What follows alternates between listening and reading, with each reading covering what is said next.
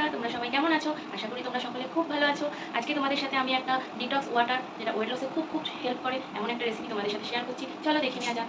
ফার্স্টে আমরা একটা 1 লিটার জলের কাচের বোতল নিতে হবে, অবশ্যই সেটা কাচেরই হতে হবে। তারপরে যেটা নিয়েছি কিছু শসার টুকরো, তারপরে আদা কুচি, তারপরে 3 টুকরো লেবু, আর যেটা মেন ইনগ্রিডিয়েন্ট সেটা হলো আমাদের চিয়া সিডস। তো এবার যেটা করবো সেটা শসার স্লাইসগুলো আমরা দিয়ে দেবো কাচের বোতলের মধ্যে।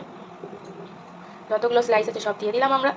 তারপরে যেটা করব আমরা এর মধ্যে আদা কুচি দিয়ে দিলাম আমরা,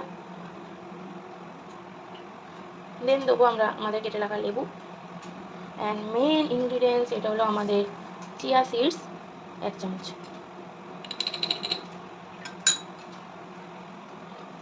দেন ঢাকনাটা মুখ বন্ধ করে জাস্ট একবার জার করে সারা রাত এইভাবে রেখে দিতে হবে।